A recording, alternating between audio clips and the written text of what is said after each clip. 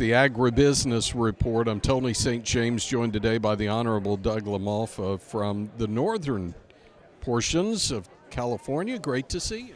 Good to be down with you out here to Tulare. First time to the big farm show. I go to the one in Colusa sometimes, but this will be quite a treat. Plus having all our colleagues out here, including our chairman and our speaker. Pretty cool. As we tee up that farm bill, how important is it to have leadership that understands or at least appreciates ag?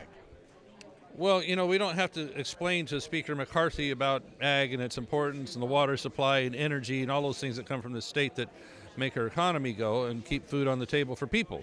So we already have a head start. And our new chairman, G.T. Thompson from Pennsylvania, he gets it. He's done a lot of great work. He's done a lot of great work on a lot of aspects of the farm bill. So we're kind of off to a good start, even though we're behind from not enough work getting done on farm bill in the previous few years. So that said, you know, we got really good input from real people here today that helped us to focus our thoughts a little bit. And it really boils down to a lot of the conversation today was on trade and the importance of expanding markets and keeping the water flowing, as I've been just passionate about. You know, even talking to the president, the last two State of the Unions about that, you know, like we got to get water supply here. It can't all just go out to the ocean for a dubious environmental purpose that doesn't actually fill any goals. So, and forestry will be right in your wheelhouse as we go into this farm bill. Can we make improvements? Yes, I've been honored to receive the chairmanship of the subcommittee on forestry of the Ag Committee.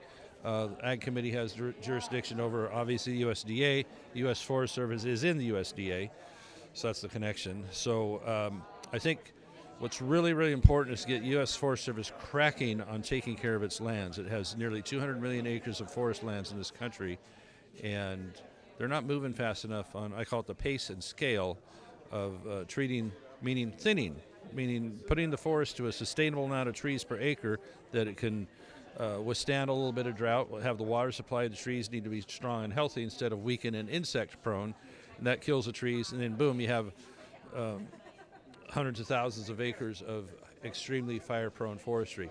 In 2021, when there's a 1 million acre fire in my district, 1 million acre fire, the Dixie Fire, the firefighters were telling us they had not seen the dry index conditions like they had, which just made it explosive. They'd never seen anything like it.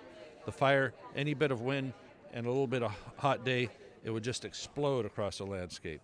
And so that means we have a lot of work to do. We need to, the federal government needs to step up and do its job and pay what it takes to do the forestry treatments that need to be done. And we need to take all this material and turn it into a byproduct that's useful. Whether we chip it and send it overseas where the people in the Pacific Rim use it for their energy, turn it into a use, especially these dead trees that are standing there. Chip this stuff, move it out. Make saw logs where we need saw logs, whatever it takes, and make biomass usable in this country to make energy as well.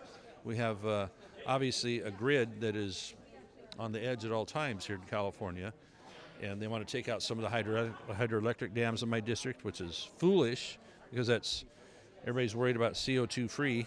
Well, those don't make any CO2. They got a 5-year reprieve on Diablo Canyon, which is CO2 free out of that nuclear plant. So we got to put our heads together and actually start focusing on what's important and what works for our economy and for our people. And that includes taking this biomass material and making it a plus instead of a negative when it just goes up in smoke every year. So good to see you. Thanks for your time. Wish you the best. Thanks a lot. It's going to be fun.